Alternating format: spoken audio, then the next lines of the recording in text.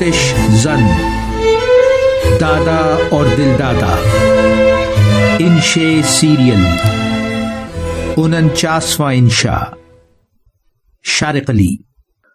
موسلادھار بارش تھمی تو سورج نے بادلوں سے آنکھ مچولی کھیلنا شروع کی۔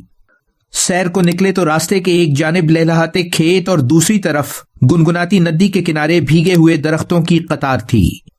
آج یانی آپا بہت خوش تھیں۔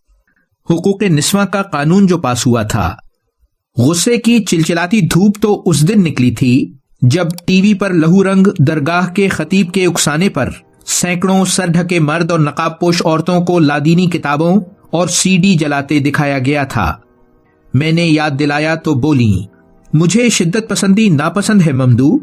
مذہبی سوچ اور جذبات کو ایسی انتہائی حد تک لے جانا کہ ساتھ بسنے والوں کا جینا محال ہو جائے، انسانی آزادی اور اخلاقی قدروں کی پامالی ہونے لگے، کیسے قبول کی جا سکتی ہے؟ دادا جی بولے، صرف جذبات پر مبنی عقل و فہم سے آری سوچ پہلے مایوسی اور پھر تشدد اختیار کرتی ہے۔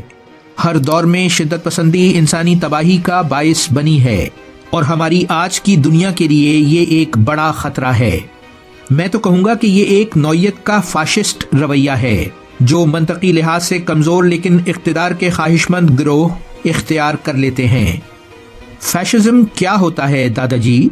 میں نے پوچھا۔ بولے، یہ اصطلاح 1919 میں اٹلی پر مسولینی کے اقتدار سے شروع ہوئی۔ اس ظالمانہ نظام میں صاحب اقتدار کی طاقت مرکزی اور عوام کی آزادی اور حقوق ثانوی حیثیت رکھتے ہیں۔ انسانی معاشرہ واضح اور سمجھ میں آنے والے اصولوں مثلاً خوشحالی اور آزادی کے تحت تشکیل دیا جا سکتا ہے۔ مذہب فرد یا گروہ کی روحانی تسکین کا باعث تو ہے، لیکن رضائے الہی کا تصور اور راستہ سب ذہنوں میں مختلف ہوتا ہے۔ کسی ملے جلے معاشرے میں مذہبی اصولوں پر اتفاق رائے نہ تو ممکن ہے اور نہ ہی قابل عمل۔ لیکن لال درگاہ والوں کو کتابیں اور سی ڈی جلانے کی کیا سوجھی؟ میں نے پوچھا۔ بولے، تم تاریخی مثال سے بہتر سمجھ سکو شاید۔ جرمن شاعر ہینرک ہائن نے 1821 میں کہا تھا، دیکھنا کتابیں جلانے والے بالآخر انسانوں کو جلائیں گے۔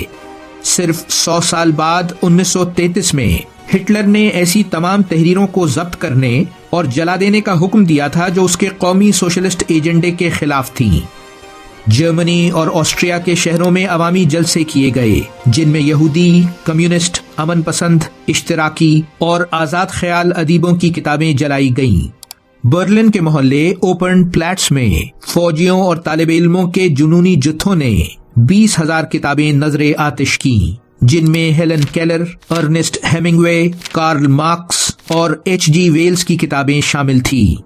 فیشسٹ گروہ گھناؤنے جرائم کے لیے اخلاقی اور مذہبی جواز تلاش کر لیتے ہیں۔ ان آتش زن جلسوں کو غیر جرمن روح کے خلاف جنگ کا نام دیا گیا، آگ سے پاک کرنے کی تقریب کہہ کر مقدس بنایا گیا۔ گلی گلی اعلانات ہوتے، اخبارات اور ریڈیو پر اشتہارات دیے جاتے، مرکزی چوک میں کتابیں جلانے کے بعد نعرے لگاتے ہجوم گلیوں میں پریڈ کیا کرتے تھے۔ پھر اس کے بعد ہٹلر کے اجتماعی انسانی قتل کے سنگین جرائم تو تمہارے علم میں ہیں ہی۔ تو ہوا نا کتابوں کی آتش زنی ایک فاشسٹ رویہ جاری ہے۔ ویلیو ورسٹی، شارق علی۔